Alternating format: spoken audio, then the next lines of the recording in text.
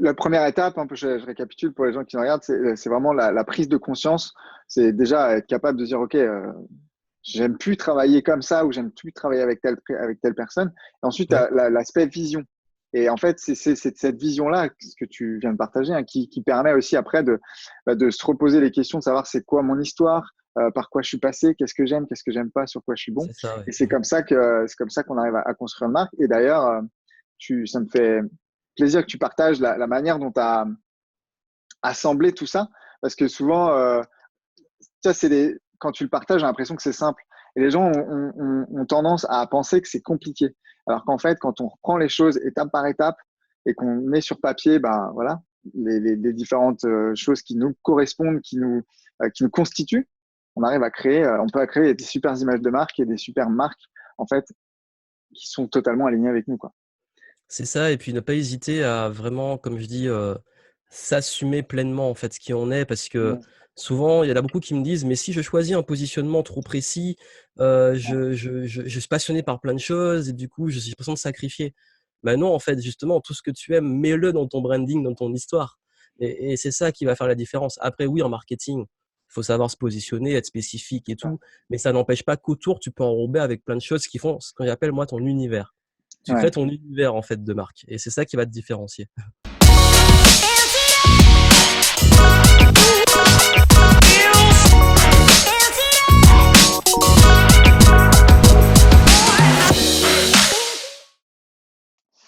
Hello à tous, bienvenue dans cette nouvelle vidéo, bienvenue dans cette nouvelle interview. Aujourd'hui, j'ai le plaisir de recevoir Johan Yantine. Salut Johan, Salut Max, ça va bien?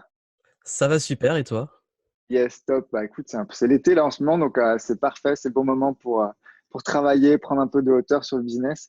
Alors toi, Johan, tu es entrepreneur, tu es fondateur, serial entrepreneur, j'aime bien dire, parce que tu as fait beaucoup de choses. Tu es fondateur aussi du séminaire Game Entrepreneur, tu as pas mal de programmes d'accompagnement de coaching. Et aussi, pourquoi j'ai voulu faire cette interview avec toi aujourd'hui, c'est parce que bah, déjà, on partage des valeurs assez communes sur la liberté, le temps, l'authenticité, etc. Et puis surtout, j'aime bien parce que tu t'intéresses à plein de choses depuis tes débuts, la productivité, le focus, l'apprentissage, etc. Donc, on va parler de pas mal de ces choses-là aujourd'hui, et notamment de branding, et on parlera aussi un petit peu pour ceux qui nous regardent d'offres high ticket. Mais avant ça, est-ce que tu pourrais nous dire un petit peu qui est Johan et quel a été un peu ton parcours et quelle est ta vie aujourd'hui? Alors qui est Johan? C'est toujours un peu dur de se donner une Ouais, étiquette, une identité. Bah, je dirais que je suis, bah, déjà un être humain, c'est déjà pas mal ouais, et surtout que, à la base, je viens de Martinique. Donc je suis né en yes. Martinique, j'ai grandi là-bas jusqu'à mes 18 ans et bah, du coup, ça m'a permis d'avoir un profil un peu, je dirais enfant des îles, c'est-à-dire un style de vie, bien passionné par la nature, la mer, l'océan, la ce qui est lié beaucoup à ce que tu dis sur l'aspect liberté, le fait de voir toujours Mhm. l'horizon, Ouais, et l'envie de possibilités et du coup, j'ai lancé ma première activité en 2009 pendant que j'étais étudiant. J'ai faisais du consulting en marketing et des prestations de création de sites web parce que pendant mes études, j'étais en école de commerce. À un moment, je me suis dit, «Non, le salariat, c'est pas pour moi» et après des stages d'expérience assez, pas forcément agréables, je me suis dit: «En fait, j'ai vraiment envie d'être à mon compte, d'être libre, travailler où je veux, quand je veux» et ben, du coup, au moment où on fait ça, ça fait 10 ans et maintenant j'aide des entrepreneurs qui, voilà, qui ont envie peut-être bah, d'avoir plus de liberté, plus de temps pour eux et plus de résultats dans leur business à scaler, automatiser et puis je fais beaucoup de sur-mesure pour les stratégies qui leur correspondent. Que ça soit le plus aligné possible et le plus fluide possible pour eux parce que souvent, on les met un peu dans des cadres et ils se retrouvent pas, un peu comme, ben, dans des métiers, une sorte de prison de verre et Mhm. moi j'essaie à se libérer, de créer un système qui les fasse kiffer. Ouais, c'est vraiment intéressant ce que tu dis. D'ailleurs, merci pour le partage. J'avais une autre question sur si tu as eu un déclic un petit peu qui t'a toi orienté plus vers l'accompagnement d'entrepreneurs et plutôt vers vraiment tu en parlais justement, hein, c'est euh, être aligné avec soi, faire les choses parce qu'on a envie de les faire, qui sont alignés avec nous, parce qu'on a aussi envie d'aider les gens. Et c'est souvent un peu le twist par rapport à l'image de marque, par rapport au branding, par rapport à ce qu'on veut dégager. Comment toi, tu t'y es pris un petit peu bah, justement pour passer d'un ancien étudiant d'école de commerce à un entrepreneur et à quelqu'un qui développe une entreprise, une image de marque et qui aujourd'hui voilà, a aidé plusieurs dizaines, voire centaines de clients. En fait, ce qui s'est passé, c'est que à la base, j'étais toujours un petit peu jamais vraiment à ma place dans le sens où, quand j'étais étudiant, ben, voilà, on nous vendait un peu le super salariat, vous allez gagner votre vie, avoir des super, voilà, ça va être tranquille, le salaire et tout. Je me suis endetté pour payer les études, hein. Ça a coûté plus de 30 Ouais, 000 €, donc j'ai fait un prêt étudiant. Et ce prêt étudiant, en fait, la promesse, c'est qu'une fois que tu sors de l'école, hop, bah, c'est bon, tu vas le rembourser, tu auras un bon métier et tout. Sauf que quand je suis rentré en école de commerce, c'était en 2008. Et la belle année de 2008, c'était l'année de la crise. Et du coup, bah, le tableau qu'on nous vendait commençait à changer en nous disant bah, que vous n'aurez pas de travail à la sortie, des trucs comme ça. Donc déjà, c'est pas très encourageant. Et puis à un moment, vraiment, enfin, je commençais à voir que j'ai fait un stage en fait dans une start-up et ouais, là, j'ai une sorte de c'est là que le déclic a commencé parce que je me suis dit: «Mais en fait, c'est trop bien». On m'envoyait les événements, je voyais comment il gérait sa boîte, le côté créatif, les responsabilités et tout. Et il y a un moment, il m'a offert le livre Père riche, père pauvre pendant ce stage, à la fin du stage, en fait, précisément. très bon livre. Et quand j'ai lu ce livre, ça m'a retourné le cerveau. Parce que j'avais fait exactement j'étais vraiment dans le schéma, dans le cadran, là, le schéma, le pire schéma Le possible. premier schéma. C'est ça. Et en plus, je m'étais endetté pour payer des études, pour trouver un travail, pour me mettre dans cette case-là. Et je me suis dit: «Ah ouais, il y a un problème». Et donc du coup, bah, voilà, j'ai commencé avec ce que j'avais, c'est-à-dire mon expertise en marketing, parce que j'étais étudiant et j'aimais beaucoup le marketing. Et je commençais à bricoler, à avoir plus de connaissances que la moyenne dans mon industrie. Et surtout que comme j'ai beaucoup étudié en Amérique du Nord, États-Unis, Canada, à Mm. l'époque, ils avaient franchement au moins 5, c'est pas 10 ans d'avance sur le marché. Ça s'est beaucoup resserré maintenant. Mais à l'époque, il y a 10 ans, mais le retard était juste monumental. Ce qui fait que bah, j'apportais ça et puis au bout d'un moment, bah, je vendais mon temps. Et quand on vend son temps, bah, je me suis rendu compte que quand être consultant et prestataire, freelance, ça a vite des limites. Et Mm. en plus, je me payais très mal.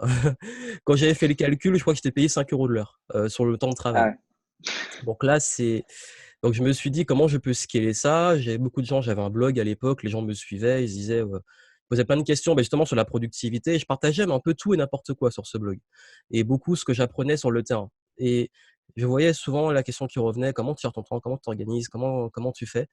Et puis j'ai vu qu'on pouvait créer des formations et tout, donc je l'ai fait. J'ai lancé une formation et j'ai vu que je pouvais faire des ventes même pendant que j'étais pas, derrière l'écran. Et c'est là que ça a commencé. J'ai fait assez vite, c'est parce que c'est assez long comme histoire, mais c'est ouais. ça en fait, ces étapes-là qui ont fait que j'ai vu que c'était possible de plus vendre son temps, de rentrer dans l'autre cadran où justement, ben, on n'est plus, on est plus salarié et plus, à échanger son temps contre de l'argent. Et c'est là que ça a été un déclic et que j'ai fait beaucoup de personnel pendant très longtemps. J'étais plus, on va dire, dans le coaching, motivation, gestion du temps, ne plus procrastiner, avoir plus confiance et tout. Et il y a 3 ans à peu près, je suis plus revenu dans l'aspect marketing qui me passionnait au début. Ça a toujours été ma grande passion, mais je vendais pas trop des programmes en marketing. Je faisais un peu, mais pas souvent. Et là, j'ai vraiment fait une sorte de rebranding et voulu plus m'appuyer sur ce qui me passionnait à l'heure actuelle. Et c'est vrai que c'est intéressant d'être aligné parce que pendant longtemps, j'étais aligné sur une approche. On parlait de branding. J'avais Mhm. une image que j'avais construite sur plus le développement personnel réellement. Et il y a un moment, je me suis dit, bon, bah, c'est plus trop ce qui me passionne. Je me lassais, je fais tout le temps la même chose. Et j'ai dit, bon, là, j'ai envie de faire un autre truc plus business. Et c'est là que j'ai lancé Game Entrepreneur et tout l'écosystème autour. Mais c'est super intéressant que tu partages ça parce que je pense qu'il y a pas mal de gens qui peuvent être aussi. On est en constante évolution. Hein. Mhm. Bah là, toi, tu l'as vécu. On apprend des choses, on s'intéresse à des sujets et puis ben, on évolue et peut-être qu'on s'intéresse à d'autres sujets. Et c'est vrai que c'est un truc qui revient souvent aussi dans mes discussions avec des entrepreneurs ou même chez mes clients. Ils me disent, ouais, mais moi, j'ai fait ça par le passé, du coup, je peux pas faire ça.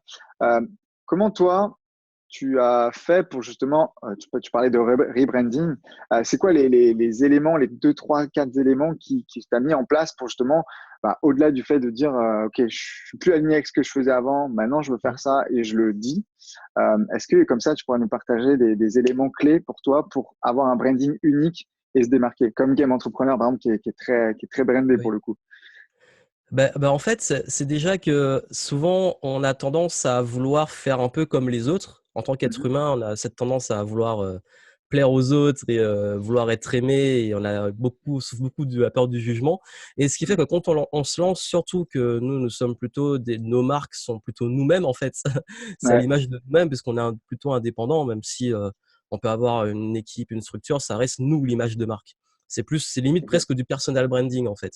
Et ce qui c'est ça. fait que c'est très dur parce que souvent on se colle une étiquette, mais comme dans la vie de tous les jours, on a tous des étiquettes, on nous met dans des cases. Et dans le cas du business, c'était la case développement personnel. J'étais vraiment dedans. Et le gros problème qu'on a très vite, c'est que cette case devient notre maison. Et on construit tout, on construit ma marque que j'avais créée, mon image était liée autour de ça.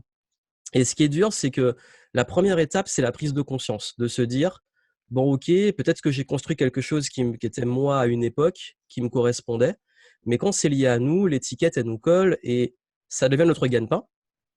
On gagne de l'argent avec, c'est notre business, c'est notre branding. Mais le problème, c'est qu'à un moment, on se dit, bah, j'ai envie d'autre chose, comme tu l'as dit, j'ai envie d'évoluer. Et je crois que la prise de conscience d'être vraiment heureux et aligné et à sa place à ce moment-là, elle est très importante et très dure. Parce que moi, pendant longtemps, j'ai fait du déni, en fait. Je disais, mais non, c'est juste que voilà, c'est normal, c'est les phases de l'entrepreneur. Mais en réalité, je commençais à être lassé, je commençais à ne plus aimer quasi mes clients, ce qui est horrible à dire. Pas tous, hein, heureusement, parce que peut-être qu'ils me suivent, mais quand je dis ce que j'avais quand même 10% de clientèle de gros relous. Ouais, Heureusement que c'est que 10%, mais c'est pire que Pareto parce que là, c'est 10% qui provoquent 90% de problèmes. Et je pense que tu connais bien, ça peut être une minorité qui va ouais, pomper beaucoup exactement. d'énergie. Et ça, c'était dû au fait que je visais les procrastinateurs. Donc forcément, au bout d'un moment, quand il faut assumer le fait que tu vas attirer un profil particulier qui n'est pas forcément aligné avec toi-même. Et du coup, la question qu'il faut se poser, c'est vraiment, est-ce que tu aimes tes clients? Et j'invite beaucoup d'entrepreneurs à se poser cette question. Est-ce que vous aimez vos clients? Est-ce que vous avez vraiment envie de travailler avec ces gens-là? Et moi, je me suis rendu compte que j'aimais un peu mes clients, mais que j'ai commencé à ne plus aimer comment je bossais. Ouais, Et du coup, pour créer la marque, ce que j'ai fait, c'est commencer à me dire, mais quel est mon idéal? Quelle est ma nouvelle vision? Parce que jusque-là, j'avais créé une vision que j'avais réalisée, qui était plus basée sur moi en réalité, sur la liberté, digital nomade et tout. Et maintenant, je commençais à avoir une nouvelle vision qui était plus peut-être, on va dire, à un autre niveau. Et une autre clientèle, et vraiment aider au niveau business et aider des leaders en réalité. Et pas du grand public, pas de la masse. Parce qu'avant, je faisais plus de la mm, masse. Et ce qui fait que après, définir sa vision, définir où on veut aller, sa contribution, comment on veut contribuer. Et à partir de ça, au lieu de me dire, bon, j'ai cette étiquette-là et je l'arrache et j'ai toujours fait comme ça, ou j'ai toujours été ça, et du coup, il faut que je change complètement, ou alors je dois rester comme ça. J'ai dit, qu'est-ce que je prends de ce que j'aime, de mes différentes parties, mes différentes facettes, comment je les assemble et comment je crée ma nouvelle marque. Et même si on part de zéro, je pense que c'est la meilleure chose à faire, son unicité. C'est tout ce qu'on a comme qualité, comme force, tout ça, qu'on va assembler pour en faire peut-être un mélange, une nouvelle recette qui va être notre marque. Et l'exemple de Game Entrepreneur, c'est que j'aime beaucoup tout ce qui est lié au domaine du jeu vidéo. J'aime la pédagogie, apprendre. J'aime utiliser aussi des outils ludiques pour apprendre.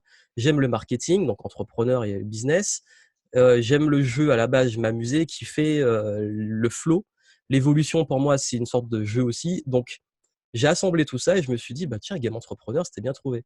Mais cette marque-là, à la base, c'est un livre que j'avais écrit en 2011, à mes débuts. ok. Et j'ai repris le nom et je l'ai rebrandé. J'ai refait le logo, la marque, l'écosystème. Parce que je trouvais le nom tellement génial, je trouvais un truc autour du jeu, mais je dis, mais t'as ça, réutilise-le, c'est à toi. Et voilà, je sais que en fait, c'est pas évident, mais je crois qu'il faut assumer à fond qui on est, mais pas qui Mm, on est avec une étiquette, qui on est avec toutes les facettes. Et quand on mm. arrive à s'assumer comme ça, on crée une marque avec toutes ces facettes. C'est ça qui fait la force et l'unicité. Ouais, c'est super intéressant d'ailleurs que tu dis. La première étape, un peu, je récapitule pour les gens qui nous regardent, c'est vraiment la prise de conscience.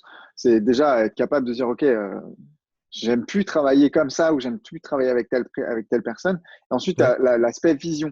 Et en fait, c'est cette vision-là, ce que tu viens de partager, hein, qui permet aussi après de se reposer les questions, de savoir c'est quoi mon histoire, par quoi je suis passé, qu'est-ce que j'aime pas, sur quoi je suis bon. c'est ça, ouais. Et c'est comme ça qu'on arrive à construire une marque. Et d'ailleurs, ça me fait plaisir que tu partages la manière dont tu as assemblé tout ça, parce que souvent, ça, quand tu le partages, j'ai l'impression que c'est simple. Et les gens ont tendance à penser que c'est compliqué. Alors qu'en fait, quand on reprend les choses étape par étape et qu'on met sur papier, voilà, les différentes choses qui nous correspondent, qui nous constituent, on peut créer des super images de marque et des super marques, en fait, qui sont totalement alignées avec nous, quoi. C'est ça, et puis ne pas hésiter à vraiment, comme je dis, s'assumer pleinement en fait ce qui on est, parce que Mm. souvent il y en a beaucoup qui me disent, mais si je choisis un positionnement trop précis, je suis passionné par plein de choses et du coup j'ai l'impression de sacrifier. Ben non, en fait, justement, tout ce que tu aimes, mets-le dans ton branding, dans ton histoire. Et c'est ça qui va faire la différence. Après, oui, en marketing, il faut savoir se positionner, être spécifique et tout, mais ça n'empêche pas qu'autour, tu peux enrober avec plein de choses qui font ce que j'appelle, moi, ton univers. Tu crées Ouais. ton univers, en fait, de marque. Et c'est ça qui va te différencier. Mais c'est super c'est super important ce que tu précises cet élément-là parce que j'avais cette conversation le jour avec une personne dans le milieu du développement personnel, la PNL, etc. Et elle me dit, ah non, non, mais moi, je fais plein de choses et je veux pas me couper de toutes ces choses-là. J'ai pas envie d'être positionné sur un truc en particulier, d'être spécifique.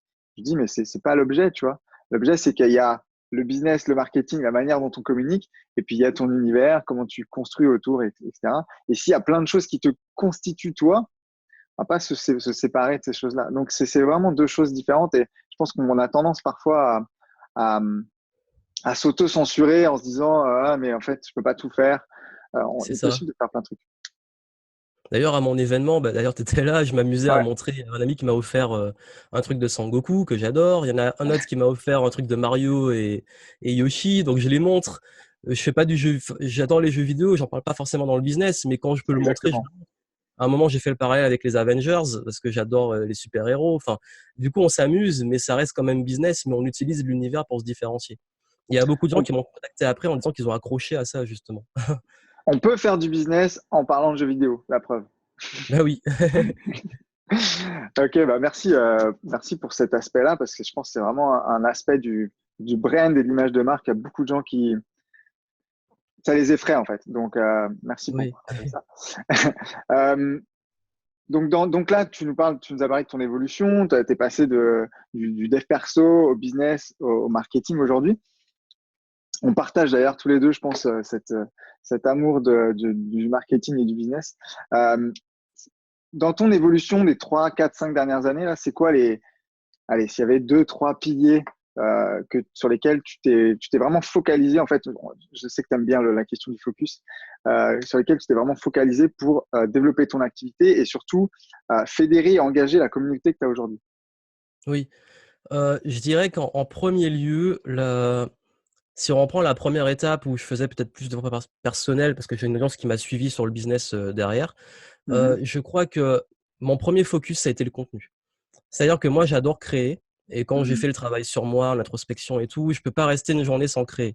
En ce moment, je suis sur mon livre, donc je suis focus sur le livre, mais j'ai besoin de créer. Si je crée pas du contenu, je m'ennuie. Ma journée n'est pas commencée. Et j'avais fait un exercice qui était marrant, c'est qu'est-ce qui dans mes journées, me donne l'impression, même si c'est juste une impression de fierté et d'avoir ouais, avancé. Et je me rendais compte, c'est soit quand j'avais écrit un article, soit quand j'avais fait une vidéo.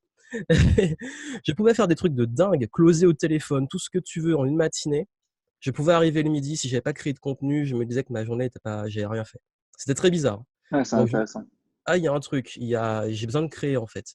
Donc ce qui fait que mon premier focus, ça a été le contenu. D'ailleurs, j'étais l'un des, je pense, les premiers, si on prend les infopreneurs, peut-être parmi les premiers à être sur YouTube en 2012. Je faisais même des vlogs à l'époque. On parlait pas encore de vlog à New York avec mon téléphone. Et je faisais du contenu tous les jours. Ça a été mon premier focus. Contenu, contenu, contenu. Ma chaîne est montée très vite. Bon, elle s'est pris un plateau quand j'ai fait mon virage dev perso au business. C'est normal, hein, d'un sujet à l'autre. Mais elle est montée à... J'ai passé les 10 000, mais très, très vite. Et ensuite, j'ai travaillé beaucoup... Une fois que j'ai travaillé sur le contenu, en même temps, je travaillais sur ça, mais là où j'ai beaucoup optimisé après mon deuxième focus, ça a été les funnels, les tunnels de vente. Mhm, Parce que j'avais beaucoup de contenu, j'avais des funnels un peu bricolés, mais qui convertissaient quand même, mais j'avais pas assez travaillé mes conversions. J'avais beaucoup de trafic, mais j'avais pas assez de conversion par rapport au trafic, donc j'ai beaucoup travaillé dessus, refait mes funnels, mis en place plus de KPIs qu'on fait pas assez, donc ouais, indicateur clé de performance, parce qu'on oublie, hein, les chiffres, c'est important. Donc, mettre des chiffres, traquer plus sur mes contenus, d'où viennent les clients, etc. Et en troisième étape, le problème quand j'ai fait les funnels, c'est que je suis arrivé avec un méga gros bordel. C'est que j'avais au moins plusieurs dizaines de funnels dans tous les sens, connectés les uns aux autres, avec des séquences automatisées, enfin un bordel pas possible.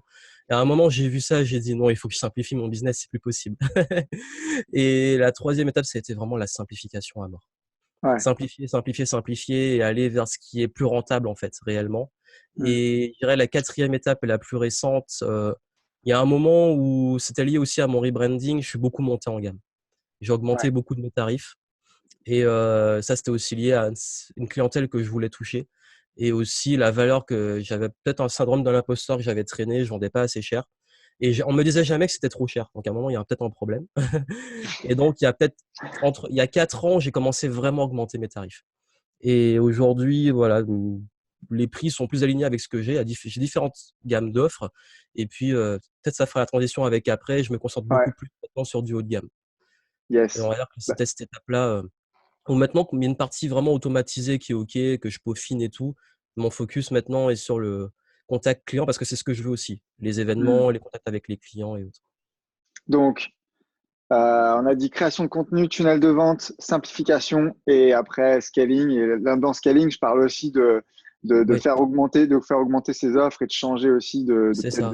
d'avatar et de clientèle sur certains produits.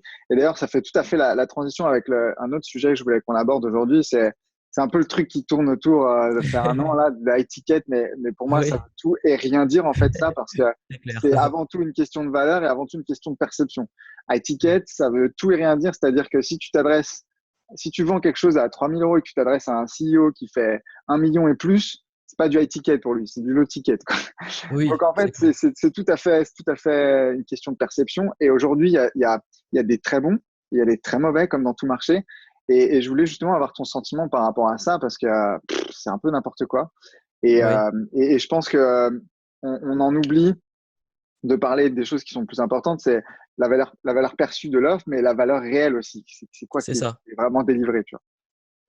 Ben, je crois que qui dit high ticket, donc si on vient en passant de la valeur par rapport au marché à la cible, si on prend le high ticket, peut-être dans notre industrie qui va Mm. être sur des prix à plusieurs milliers d'euros, ce qui va représenter beaucoup par rapport au standard du marché, c'est pour ça Ouais. qu'on appelle ça high ticket, je dirais que c'est en fait le problème n'est pas le prix, le problème c'est le rapport entre le high ticket et le high value, Ouais. la réelle valeur derrière et surtout vraiment de délivrer massivement derrière.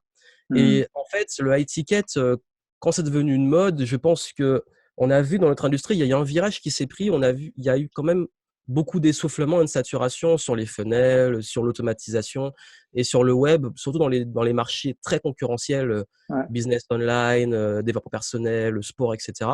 Ce qui fait que forcément, les plus gros ont pris plus d'ampleur et les plus petits ont baissé en résultat.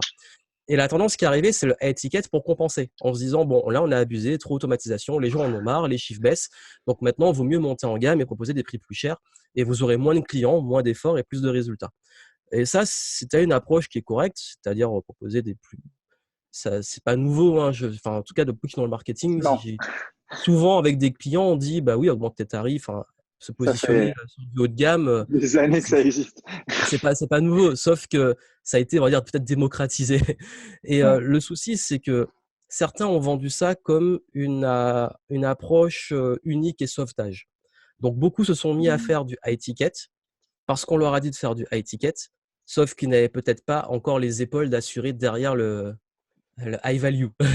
Ouais, Et c'est ce qui ça. fait que j'ai eu des histoires hein, et des clients qui me disent ils ont payé parfois des trucs à 3 000, 5 000 balles pour un week-end et ils n'avaient même pas une bouteille d'eau. Enfin, il y a un moment, quand tu payes ces tarifs-là, enfin, déjà le lieu doit être vraiment bien Ouais, et tu dois être bien accueilli. Enfin, si tu payes un billet 2 000, 3 000, 5 000 balles en business class, tu as envie que derrière ça assure. Donc, exactement.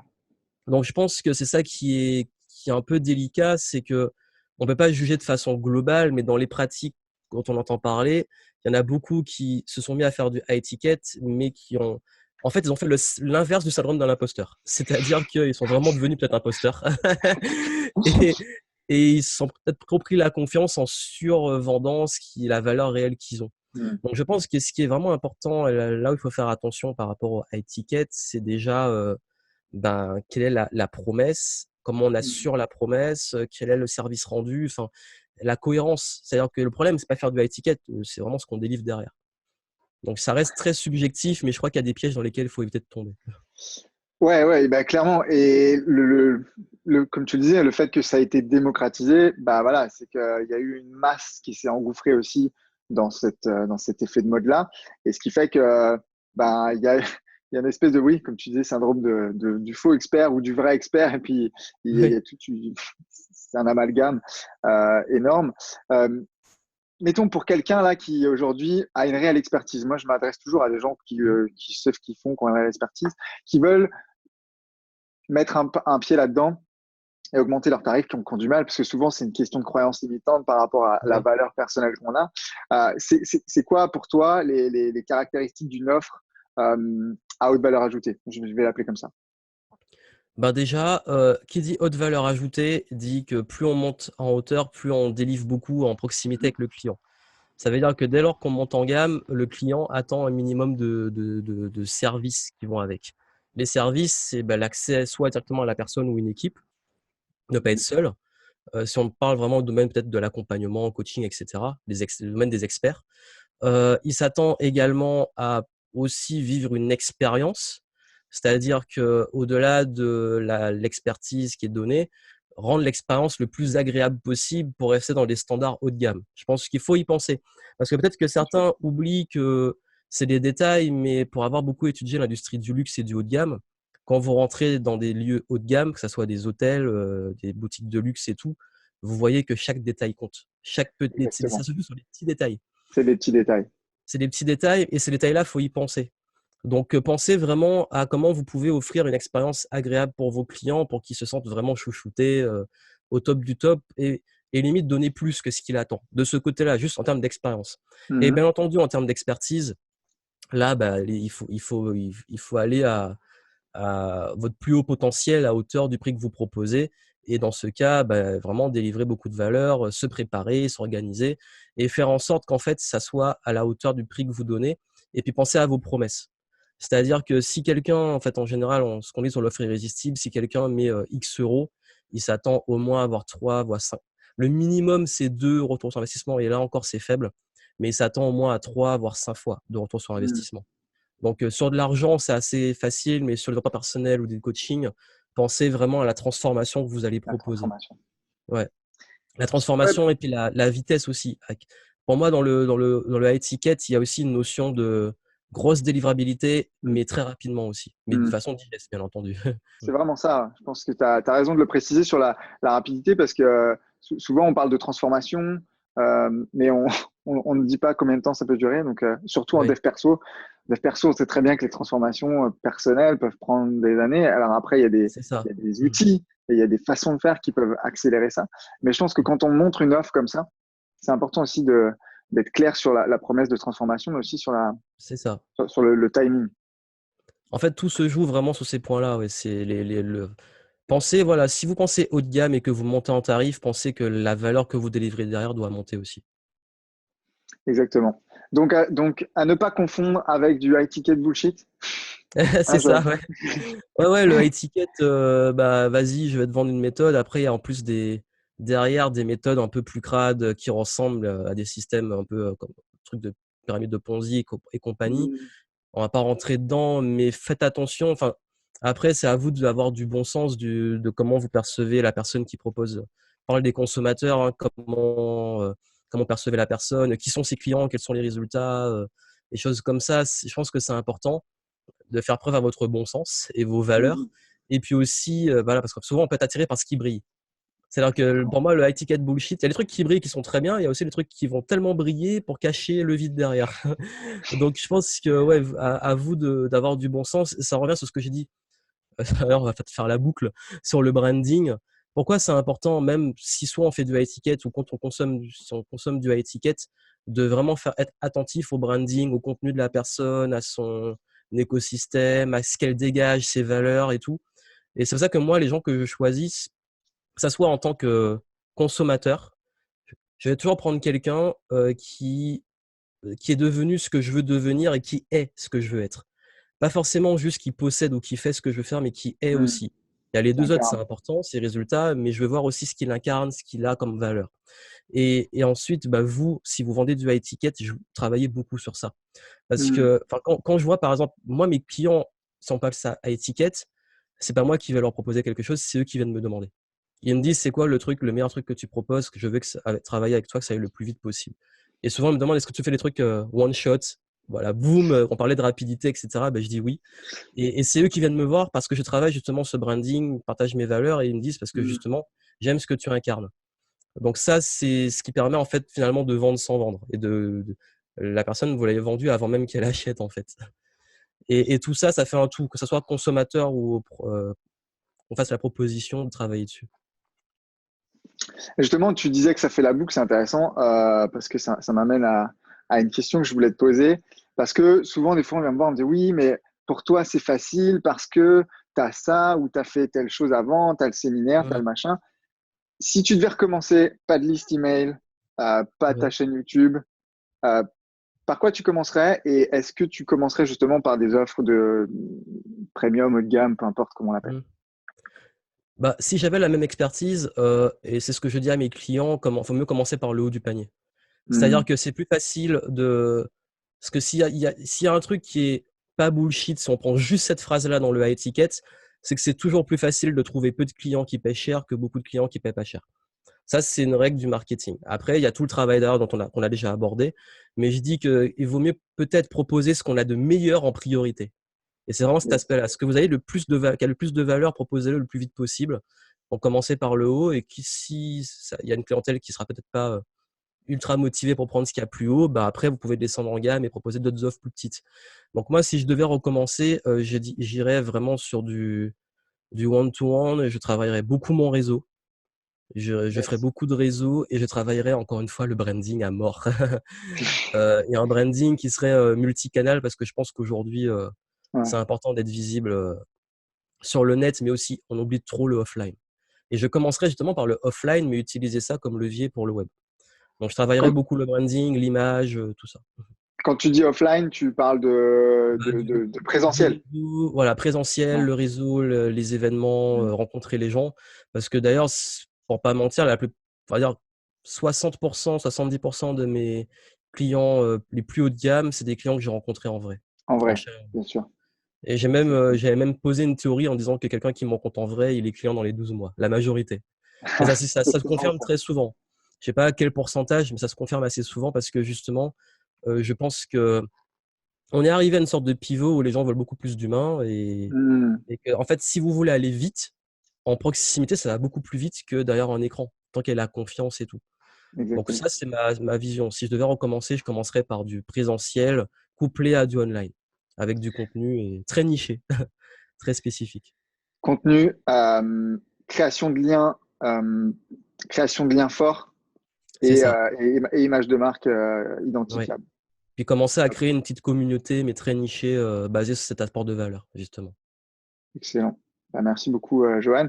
Il y a une question que j'aime bien poser aussi quand je fais des interviews, c'est quel est quel est l'héritage que tu veux laisser? Je sais que tu écris des bouquins. Ouais. Quel est l'héritage que tu veux laisser? Comment tu veux qu'on se rappelle dans 15, 20, 30, 50 ans de Johan? Bah, comme celui qui a permis à des personnes d'être, vraiment elles-mêmes à leur plus haut potentiel, je dirais, en s'amusant, qui ont impacté en Yes. s'amusant. Parce que je pense qu'on est dans un monde où il y a beaucoup de personnes qui s'en sentent parfois pas à leur place ou qui ont un potentiel énorme, mais surtout des entrepreneurs qui n'arrivent pas à décoller parce qu'ils sont pas encore axés sur le bon positionnement ou leur bonne valeur à délivrer. Et pour moi, en fait, j'ai envie d'avoir plein de leaders qui impactent positivement le monde. Parce que tout seul, je vais pas y arriver. Donc voilà, vraiment quelqu'un qui a permis à des gens de s'épanouir et de se libérer. Créer d'autres leaders. Excellent. C'est ça. Ça me parle. Super. Bon, je sais que une petite question bonus, je sais que tu es un peu, je sais que t'es un peu geek et que tu aimes bien la technologie, moi aussi, donc c'est pour ça Oui. que je la pose. C'est quoi le truc allez, que tu aurais acheté ou que tu t'es procuré dans les 6-12 derniers mois, qui t'a coûté à peu près moins de 100 euros et que tu utilises beaucoup souvent en ce moment, qui te fait vraiment un truc dans ton Ouais. quotidien? Moins de 100 euros, c'est difficile. Ah, C'est une question que j'aime bien poser aussi, mais pour moi, je sais pas quoi répondre. Euh, ah, alors, non, c'est un truc geek forcément. bah oui, forcément. Ouais, ouais, un truc geek. Je peux pas tricher en plus. Non, Franchement, mais vas-y, pas geek, on s'en fout. Si c'est pas geek, c'est autre chose. non, Ça peut être si un c'est pas bouquin. geek, il y a deux choses. Franchement, mon meilleur investissement de ces derniers mois, c'est un budget massage. Ça peut paraître très bizarre, Yes, excellent. mais à la préparation de mon événement, enfin, tu sais, hein, le stress que ça procure, j'ai commencé à avoir des nœuds dans le dos, mais c'était n'importe quoi. Et le fait chaque mois de me prendre un petit massage et tout. D'ailleurs, le dernier que j'ai fait, c'était à Lyon. Ah, Quand j'étais passé pour un shooting et pour l'événement d'ailleurs. Et du coup, j'ai voilà, budget massage, je sais plus, c'est moins de 100 € de toute façon par mois. Et un truc geek, bon, c'est plus de 100 €, mais le Osmo Pocket, je sais plus à combien il est, peut-être 200 et €. 300, 200 ou Osmo 300, Pocket, ouais. il a ouais, 350 comme ça. Ouais. Et bah franchement, c'est le meilleur truc, la meilleure caméra que j'ai eue depuis très longtemps. En termes Ok. de côté pratique, parce que je fais beaucoup de vlogs et tout. Donc j'ai un peu triché, c'est plus cher, mais c'est vraiment le truc que j'ai acheté qui fait la différence, quoi. Tu tournes aujourd'hui toutes tes vidéos avec celui-ci ou tu as encore le Non, Canon? j'ai deux autres Canon, Reflex et Bridge, dont le G7X qui est très connu en vlogging. Yes. Mais celle-là, je l'utilise beaucoup quand je bouge, que je suis en voyage, c'est ultra pratique. Ok, super. Bah, écoute, merci pour tous ces partages. Avant de te demander où est-ce qu'on peut te retrouver, est-ce que tu veux ajouter une dernière chose, un partage, quelque chose que tu as envie de dire? Un petit partage, bah, c'est que c'est vrai que je pense que on en parlait en off durant mon événement. On est en une période de transition. Je pense que beaucoup, ça se voit, hein, beaucoup en parlent, même quand on en discute en off avec d'autres personnes, il y a beaucoup de changements qui s'opèrent. Et Ouais. je pense que ce qui va faire la différence, c'est de revenir sur les fondamentaux. Et pour moi, les fondamentaux, c'est que chacun contribue vraiment en étant, je crois, vraiment le côté, quand j'ai dit être soi-même, c'est ultra important.